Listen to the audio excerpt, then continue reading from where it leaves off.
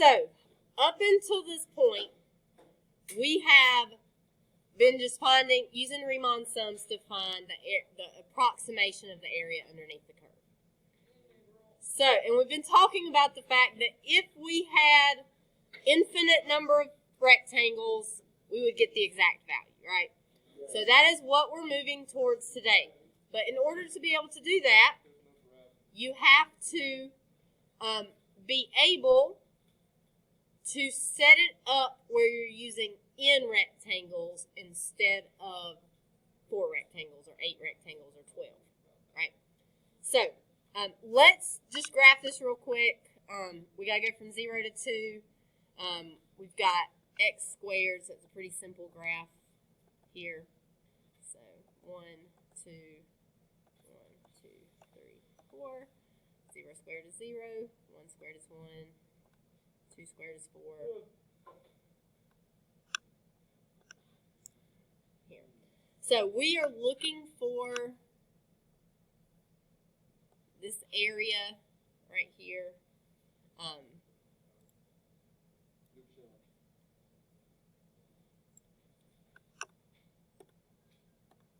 Underneath this curve. So we're trying to approximate this area.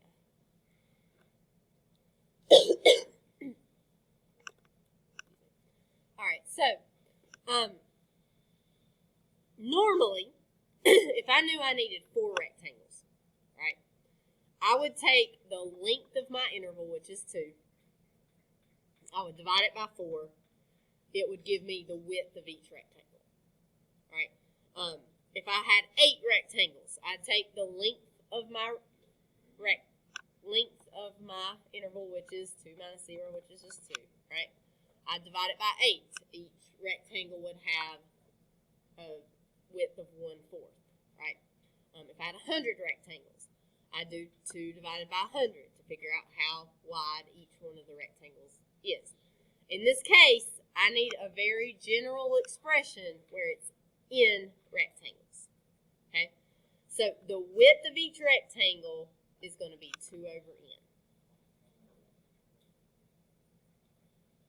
So if it was 4 rectangles, n would be 4. Each rectangle would have a width of 1/2. If it was 100, each rectangle would have a width of 1 over 50. Okay? So, if I do a Riemann sum, in this case, I'm asking you to do a right Riemann sum. So, normally, we have 4 rectangles, we would know it would be like right here at 1/2. But we don't know that here because we don't really know the width of the rectangle, right? We are calling the width of each rectangle 2 over n. So, I do know right here that this is 0. So, if I am drawing in a rectangle here at an undisclosed location that looks like it is 1/2, but is not necessarily 1/2, then this width right here is 2 over n. So the x coordinate right here would be 2 over n. Okay? So if I went over that same distance, if I went over 2 over n again, and I drew myself another rectangle that may or may not actually be at 1. We don't know that because we're doing this generally here, right? What would the x coordinate right there be? Okay? 4 over n, right? And then the next point here. Nope. 6 over n. And this would continue 8 over n, 10 over n, forever until we got to the end of whatever it is. Now, I've drawn this like there's only 4 rectangles, so it looks like we should stop when we get to 8 over n, but that's because I had to draw it a width of something, right? So, what we see is that if we're thinking about the height of each rectangle, we're going to have the width of the rectangle, which is 2 over n, we will have to multiply it by f of, we're using right Riemann sum, so we don't use a 0. We use 2 over n. And then we would have f of 4 over n and f of 6 over n. And then I'm going to put a dot, dot, dot. Where would we end?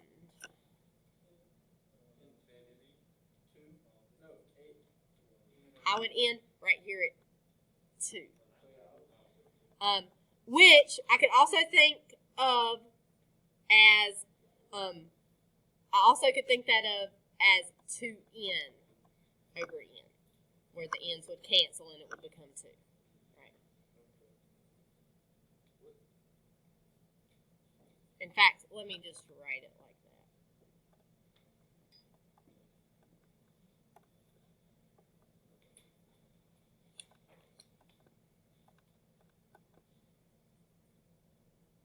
So,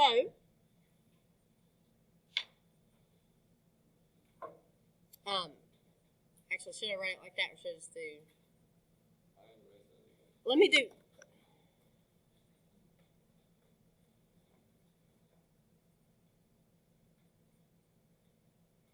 Let's see. In this case,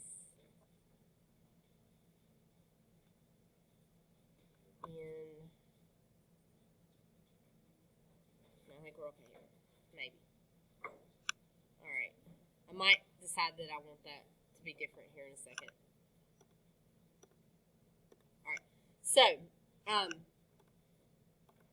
if we think about what the function is here, the function is x squared. So when I have f of 2 over n and f of 4 over n and f of 6 over n, I've actually got 2 over n squared plus 4 over n squared plus 6 over n squared,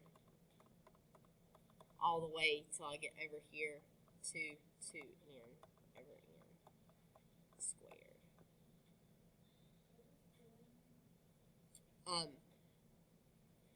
So when we get over here, we're going up by 2's here, 2, 4, 6. So at the end, we would stop at 2 because we're on this interval from 0 to 2. So I have left the n there mostly just because I want you to see something changing in this case. If you just wrote a 2 right there, it'd be okay. Our function is x squared. Right. It's really just 2, but I'm writing it this way just so we can see what's happening. So if we look at what's happening here, I see a number changing over and over and over again, right? So if I see it's the same thing being added up over and over and over again, but it is but it's changing, right? Just that top number is changing each time. So this is why we had to do that sigma notation the other day. So we can write this with sigma notation. So you can put the 2 over n on the outside or inside, it doesn't matter. I'm going to leave mine on the outside. And then we're going to have a sum. Now, here's our problem. Our problem is that we have odd numbers only, right? So we don't want 1, 2, 3, 4, 5 to be plugged in. We want only odd numbers, 2, 4, 6, 8, 10 to be plugged in. Because the sum starts at 1 and goes 2, 3, 4. It's integer values, right? So how can we write this so that it will, when we plug the numbers in, it will actually only be the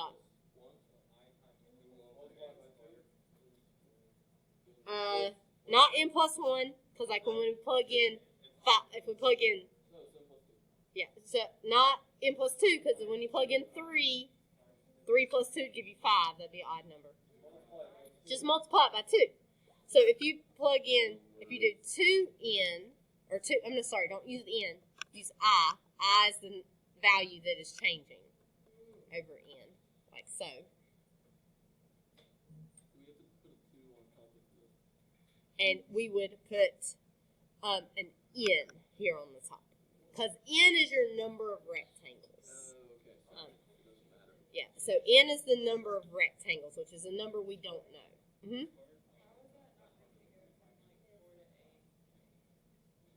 So what's going to happen if we think about like actually working this out? So this is not part of what we're doing here, but if we think about working this out, you would have to plug in 1 into the expression, right? And then you would have to plug in 2 just for the I into the expression. And then you would plug in 3 into the expression, and so on until eventually you'd plug in n, which would be 2n over n squared. Right? So this would give us what we had before if we did it this way. So if you need even numbers, but you're having to use a summation, if you just do 2 times your I, that's only going to give you even numbers whenever you do that. That is the width of each rectangle.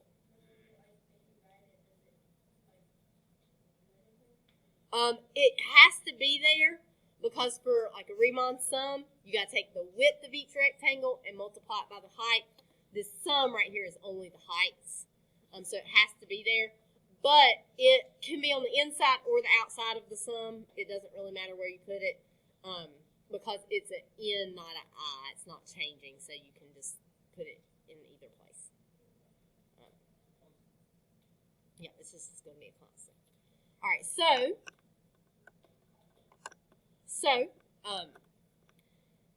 we can use some shortcut rules on this to get an expression, like we were doing on those last couple on the homework. So this is the sum from 1 to n of 4i squared over n squared. And that n squared, I could pull it out front as well, put it over here with this other n. And so I'm going to have 2 over n cubed times the sum from 1 to n of 4i squared. And so here is where we use that note card with our shortcut rules. So 2 over n cubed times 4 times, the 4 is just a constant, so it just stays where it's at. And then we would use the shortcut for the I squared, which is n times n plus 1 times 2n plus 1 all over 6.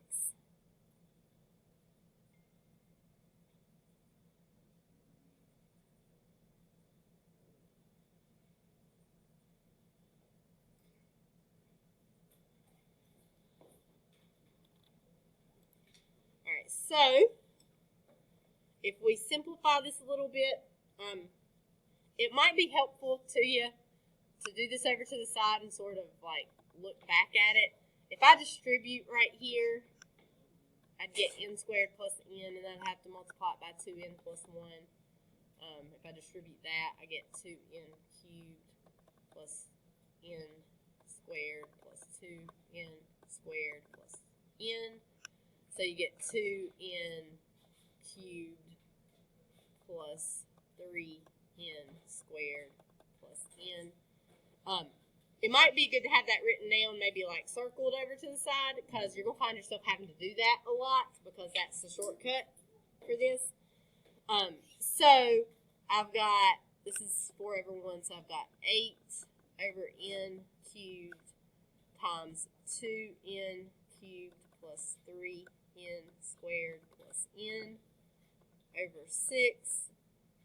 The 8 and the 6 can reduce, so I'll have 4 times 2n cubed plus 3n squared plus n over 3n cubed.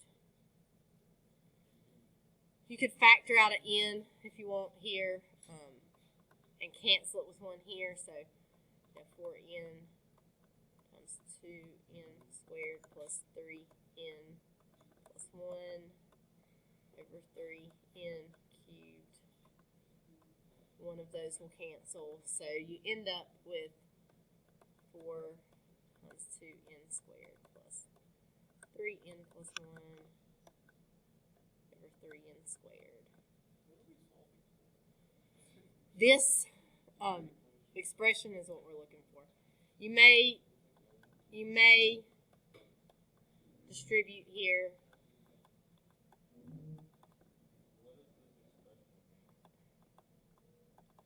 So, good question.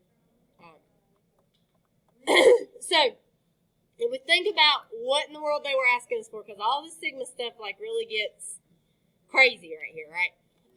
So they were asking us here at the beginning to use n partitions, that's n rectangles, right? To find the region bounded by the graph of f of x and the x-axis on 0 to 2, use a right Riemann sum. So, we did that with n being our number of rectangles, so this was our Riemann sum. We did all of this work. So what this gives us is the value of the estimation for however many rectangles that you have. So if you want to know for 4 rectangles,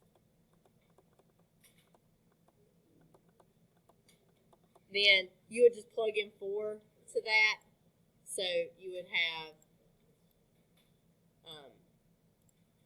8 times 4 squared plus 12 times 4 plus 4 divided by 3 times 4 squared,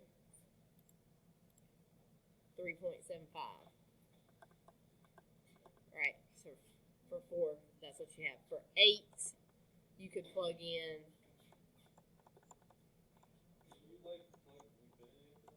and get that. And so, what we really want to know is what you get whenever you have infinite rectangles. Because if there's infinite rectangles, you'll have a perfect estimation, right? It'll give you the exact value. So, we can kind of plug in infinity by doing the limit as n approaches infinity of 8n squared plus 12n plus 4 over 3n squared. And exponents are the same here. We're going to divide coefficients. So you would just get 8 thirds. So that would be your exact value. Now, the question here was really asking for this expression. I just took it a little bit further and found if you had infinite rectangles. It is hard. Okay, remember what I told you yesterday? This, if you were a mathematician in the 1600s, this is like the stuff you would be coming up with off of the top of your head. Because it is going to get way easier than this. But they could not get to the easy stuff till they understood what was happening here. Because there was no figuring this out without understanding what's happening here. So we need to give it like at least a little bit of effort of understanding that this is infinite rectangles and this is how this works. So like 1600s mathematicians had, this is all they had. We're going to get to some shortcut rules that are going to be way easier. A lot like we did with derivatives, right? Limit definition of derivative was awful. And then we learned how to just take a regular derivative and we're like, oh, this is easy again. So same thing is going to happen here. And it's going to do exactly like derivatives. Limits are super hard. Derivatives get easy. Then derivatives start getting hard again, right? Because we start doing more difficult derivatives. So same thing happens here with integration. Mm-hmm. Yes, antiderivative is what we call it. Yes. Okay. So when Kind of.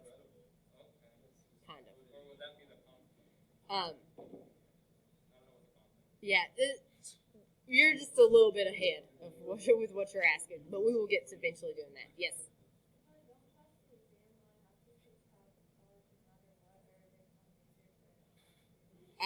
What do you plan on majoring in? Yes, there are definitely majors you don't have to have calculus for. I'm thinking that probably does not require calculus. You're going to pass the exam. You have to pass the exam. Don't make me look bad. Yes. Look, Mr. Record didn't even have any ones last year. Well, maybe not last year. He might have been showing his scores from a few years ago. There were no ones. I'm looking bad. For the AP credit and enrichment of your mind. And you might change your mind once you get there. You might be in global studies and be like, this stinks, I don't like it. And then decide you want to do something else that you do need calculus for. So yes.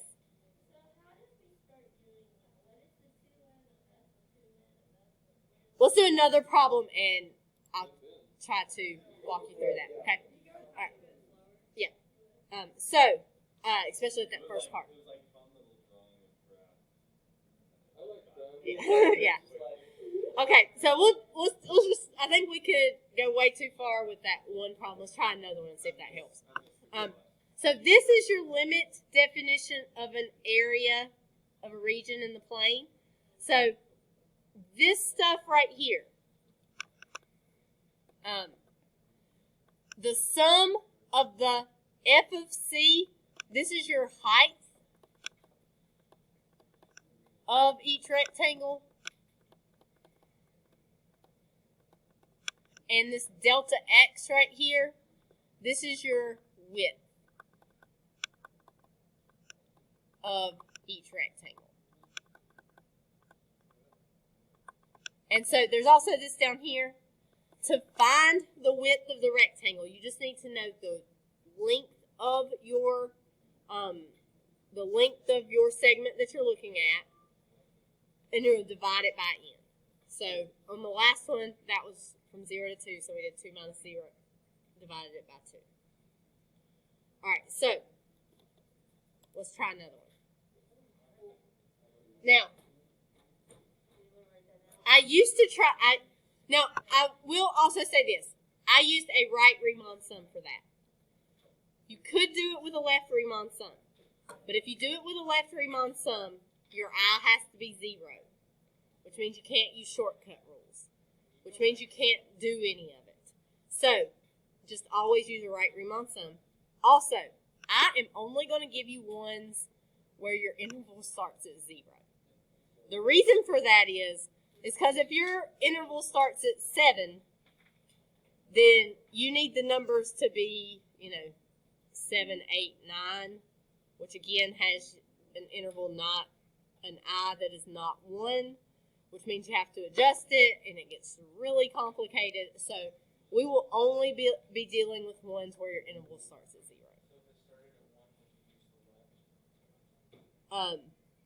You could do it with a left Riemann sum if it started with 1 and not have to get too crazy about adjusting things. But because this is not a main focus, we're just trying to get the basic understanding. I would not suggest. We're not going to have any problems like that. Yeah. So just use right Riemann sum. I'm going to give you ones that only start at 0.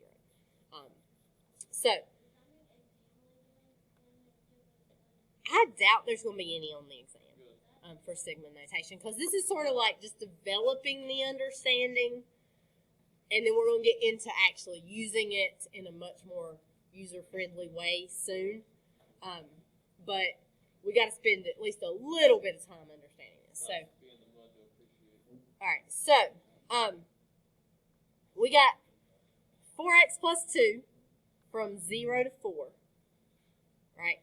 I think it helps to see a graph, and I'm just going to graph this on Desmos because it's quicker.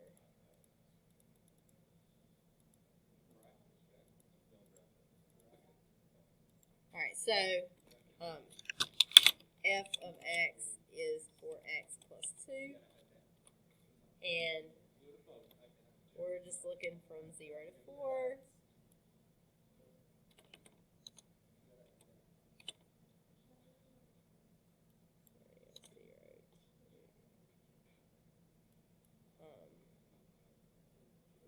Let's see, that'd be 20. Yeah. Zoom out a little bit so we got. Alright, so I'm going to put in here x equals 0 and x equals 4 just to show us that limit right there. Let me export this to the.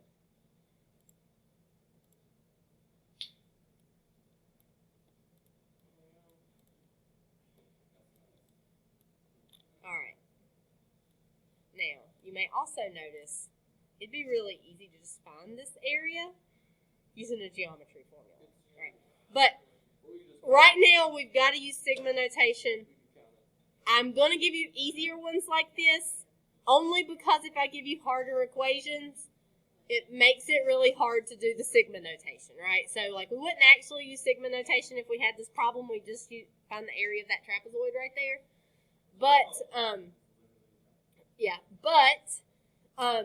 we're trying to, like, develop the understanding, and I'm giving you easy problems so that you don't have to do super difficult sigma problems here. In the world of sigma problems, yes. It can get much, much, much, much worse. We are not going to do the ones that get much, much, much worse, but it could. Maybe sometime, but not today. So, if we think about using a right Riemann sum here, I'm just going to use this here. So, you would have all these little rectangles here. You guys get the idea, right? And we have n rectangles. So, we need to know the width of each rectangle. So, to find the width of each rectangle, we would do 4 minus 0, which in this case, obviously, is just 4. And then we've got n rectangles, so we would divide it by n. So this right here is our delta x, or width of each rectangle.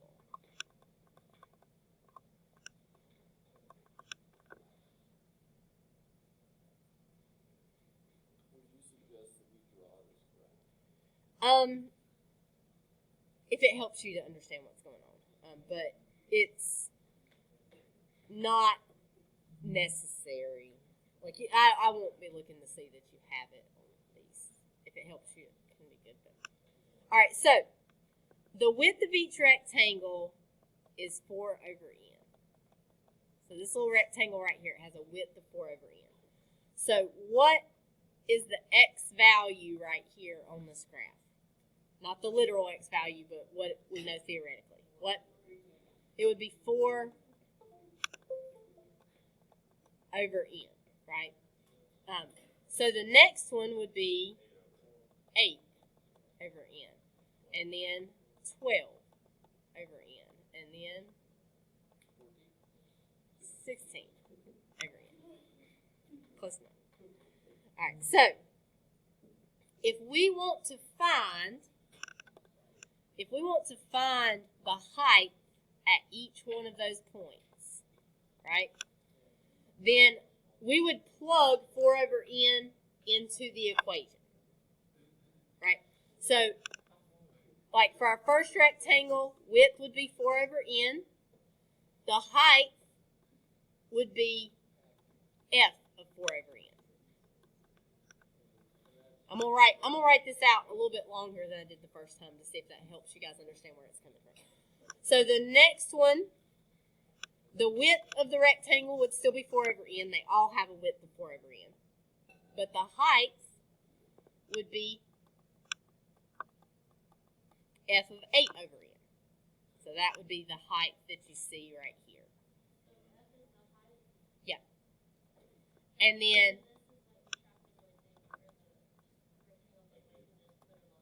right. And so this would continue on, right? So because they all have the 4n, we could factor that out. 4 over n. and we would have f of 4 over n plus f of 8 over n plus f of 12 over n plus dot, dot, dot. And we stop at f of 4n over n. Yes. So if you see what's happening here, 4, 8, 12, we could do 16. That's going to keep on. That's our number that's changing, right? So we can write this as a sum. So we can leave 4 over n out front, or you can put it inside of the sum. It doesn't matter which way you write it. We would have the sum from 1 to n of f of, now, the number that's changing is in the numerator, but we don't want it to be 1, 2, 3, 4, 5, 6. We want it to be 4, 8, 12, 16, and so on. So what should we do to that numerator so that when we start plugging numbers in, like 1, 2, 3, 4, we get 4, 8, 12? Almost. This time we're going to do 4i. So since you're counting by 4s, you would have you would do 4i. If we were counting by 3s, we would do 3i. If we were counting by 9s, we'd do 9i. There. So this is our expression, but I've still got this f right here, and I can't really do anything with that f. Yes. So in the first example, you had like another step where you squared like 2 over n and 4 over n and 6 over n, but then there's no step here. Is it because there's not? The reason is because I still have my f right here. So I could, so f is our function. It's 4x plus 2. So on the last one, what I did is I did 4 over n, and I went ahead and did 4 times 4 over n plus 2, like that, and then, so I just plugged it in there. So I decided that maybe it would be less confusing if I waited till now to do that. I don't know if that's true or not, but, so the function f is 4x plus 2, right? So if we take 4i over n and plug it into that equation, 4x plus 2, so we're taking the 4i over n because we're doing f of 4i over n, and we plug it in right here, we will get this, 4 over n, the sum from 1 to n of 4 times 4i over n plus 2. In the other problem, I made everything squared earlier. It might be a little easier to think of it as waiting until you get everything set up. So like if my function was f squared, then I'd have 4i over n squared. If it was x squared plus 3x plus 2, I'd have 4i over n squared plus 3 times 4i over n times 2 plus 2. So you just take whatever you have here and plug it into whatever the equation is.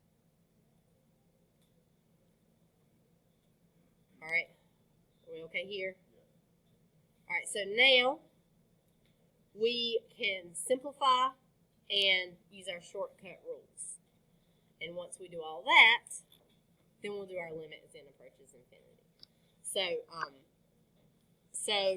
I'm going to take this 4 right here and this n and pull them out front. 4 would be like it's in the numerator. N is in the denominator. So I would end up with 16 over n squared, the sum from 1 to n of 4i plus 2. Ooh, can I take the n out? I don't think I can. The n doesn't go with the 2. Yeah, don't take that n out. Let's leave it where it was.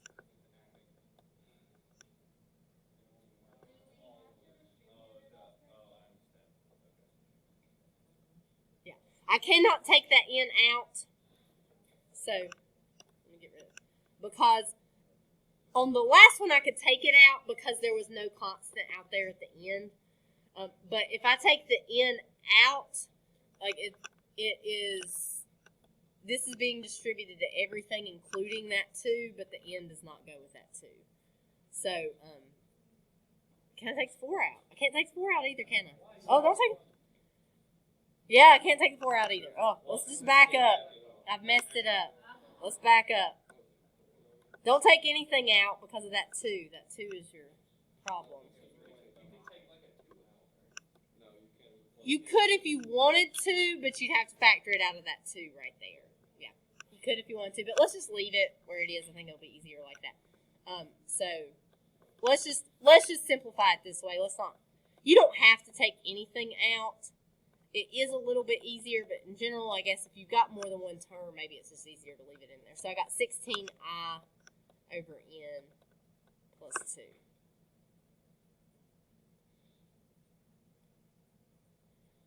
So my 4 over n, stays out front. I may want to think of it like this. I'm going to write this extra step that I wouldn't always write. I can think of this as the sum separately. So that would be 16 over n times the sum from 1 to n of I plus the sum from 1 to n of 2.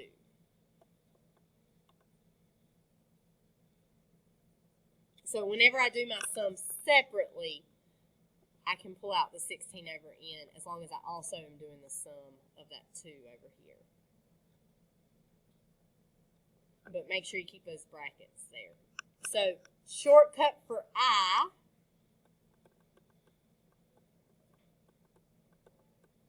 is n times n plus 1 over 2. What's the shortcut for the constant? 2 times n. So constant's going to be 2 times the n. And so we're almost there. We just got to simplify all this. So this 2 and the 16 can reduce. These n's right here can cancel. So we got 8 times n plus 1 plus 2n. We'll distribute right here. And we'll get 8n plus 8 plus 2n, which is going to give us 10n plus 8. I know. That's over 1. Let's go up here. So that'll give us 40n plus 32 over n if we multiply those two together.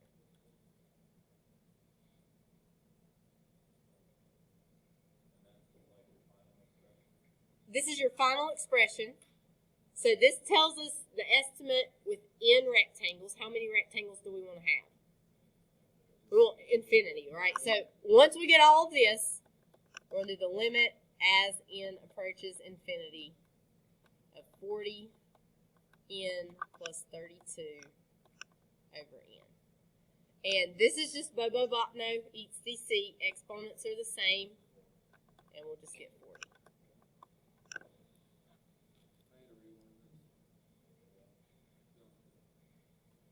All of these are going to end up being Bobo-Botno problems.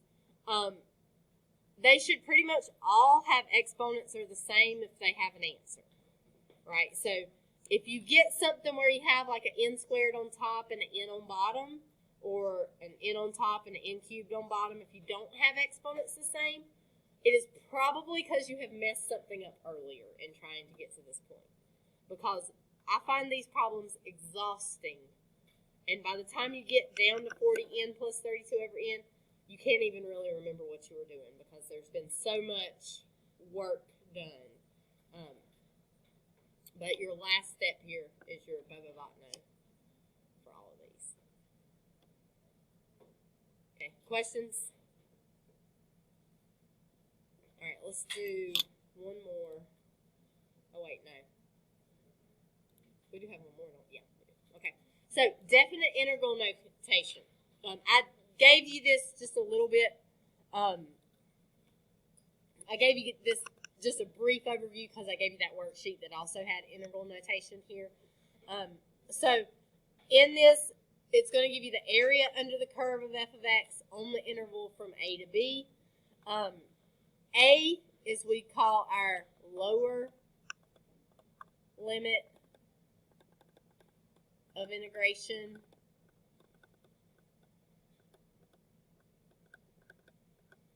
And B would be the upper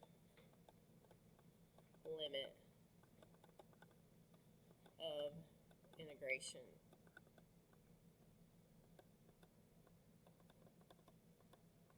And your f of x here is just your function or the curve that you're finding the area underneath. You will also see this dx on the end here. We'll go into it more when we get to doing integrals, but it tells you the variable with which you're integrating. So it should match whatever you have here. If you have an x in your function, you should have a dx there on the end. Okay, so let's try one more. We want to integrate from -1 to 1, and we have the function 1 minus x squared. Now, I told you I was only going to start at 0. But this one does not start at 0. This one starts at -1. But there's a way to work around this, because you guys are only going to know how to do ones that start at 0. So if I give you one that doesn't start at 0, unless I've messed up, it should be one that there's a workaround for. So if I think about what this graph looks like, it is a quadratic that has been flipped upside down, right? And moved up 1. So that quadratic is going to be symmetric, right? So if I'm looking from -1 to +1, this area right here should be the same area that we see on the other side, right? So there's a way around having to do this from -1 to 1. We could simply change it to this, 2 times the integral from 0 to 1 of 1 minus x squared dx. So we're only going from 0 to 1, so it's only like the area that's blue right here. And then we can just double it because that red area is the same as this.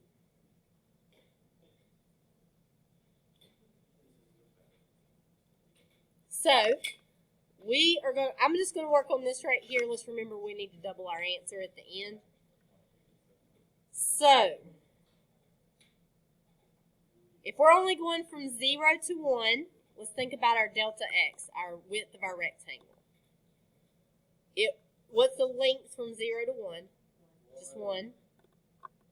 And I would divide it by n, right? Because I've got n rectangles. So this is our width of rectangle. All right, so let's think about that x-axis. We're starting right here at 0. Our first rectangle, it would be right here at 1 over n, right? Then the next one, where would it be? 2 over n, then 3 over n, and then so on, right? So, if we're thinking about finding the area of each rectangle, we got 1 over n times f of 1 over n plus 1 over n times f of 2 over n plus 1 over n times f of 3 over n dot, dot, dot. That's going to keep on, right? All right, so 1 over n can come out front, and we can change this to a sum. Okay, so if we look at what's changing here for that sum, 1, 2, 3, it's that numerator. Do we need to do anything special with it? It's just an I, right? So we're going to have f of I over n.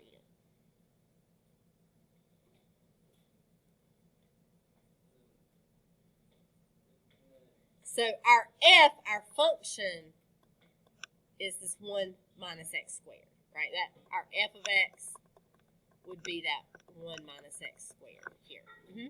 So the dot dot dot to 1 over n at 1 n over n?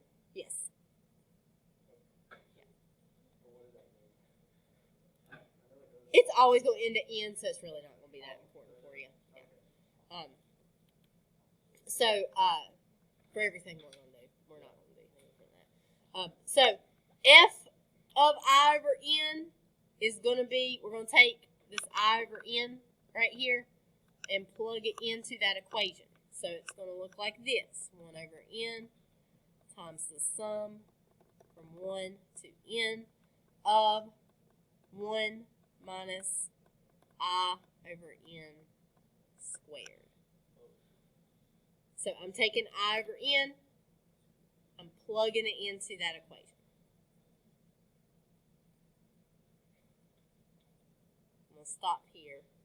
So you just always have to write the sum up and just to tell you what you find out and just show you what.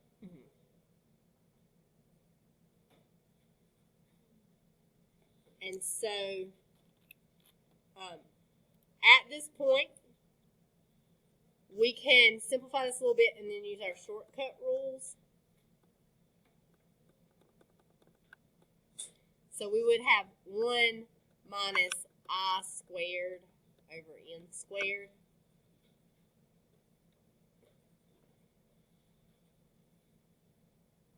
And so,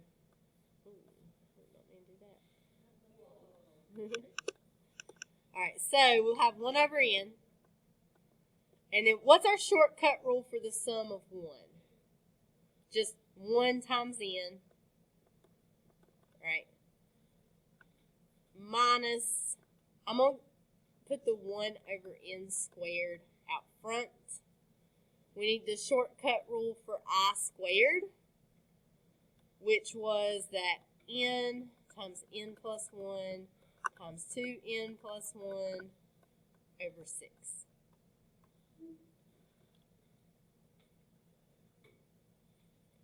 Now, we wrote down somewhere what that ended up being. What did it end up being? It was like n cubed. 2n cubed plus 3n squared Plus n. Okay, good. That may come in handy so you don't have to do that every time. So we would multiply this out. We did it earlier, so we're just going to use that. So in this case, I've got 1 over n times n minus 2n cubed plus 3n squared plus n over 6n squared. You've got to put this n together with the 6n squared. You got to put the n together with this other piece of the expression. So they got to have common denominators. So right now, it doesn't have a denominator. Its denominator is just 1. So you would need to multiply by 6n squared here and by 6n squared here. So this would give us 1 over n, and we'd have 6n cubed. Let's distribute this negative right here. Minus 2n cubed minus 3n squared minus n all over 6n squared. And If we put those together, we'll get 4n cubed minus 3n squared minus n all over 6n squared. We can put these n's together, and we just get 4n cubed minus 3n squared minus n over 6n cubed. You technically could cancel one of those n's top and bottom because you could factor one out, but it really doesn't matter because at this point, if we do the limit as n approaches infinity, then we could do Bobo-Botno. We will get 4 over 6, which will be 2/3. Now, remember that I did say this was just the area from 0 to 1. So for our final answer, for that negative 1 to 1 of 1 minus x squared dx, it would be 4/3 because we would need to double it. And if you remember to double it by the time you do all of that work, then I am impressed with you. Yeah, because we made it just so from 0 to 1 so we could handle it, because you guys don't know how to do anything but one that starts at 0, and I'm not going to teach you how to do anything but one that starts at 0 just because it gets really difficult. So that is all that we will do. So we just have to compensate. So based on that, this homework's going to take us about 2 hours. Well, hopefully you can do it just a teeny bit faster because I'm not talking, but there's only 4 problems. So, we did 3. So, an hour and 30, no more. You should hopefully be able to do this a little bit quicker. It is difficult. I want you to try it on everyone, okay? So, let me make sure that I haven't given you one that I shouldn't have. I can in just a second. Let me check these real quick. 47. No, not yet. Sorry, it's not happening.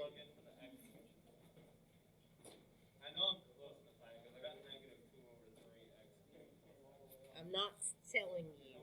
I'm not telling you yet. You're going to have to be like Isaac Newton and figure it out on your own. Isaac Newton did not have YouTube. You should do better than him. Okay. Okay. All right, so you got 4 problems. They all start at 0, so you don't even have to do that doubling thing like we did. They all start at 0.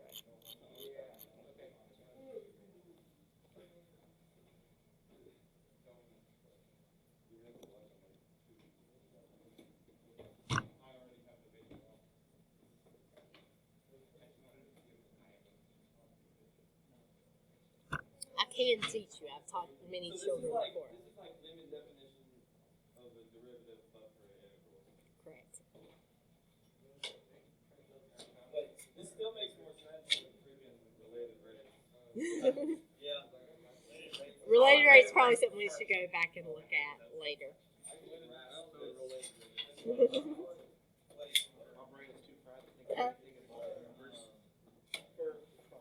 We're on generally integrals answer the question, what's the area under the curve? We're going to look tomorrow at how they're related to derivatives.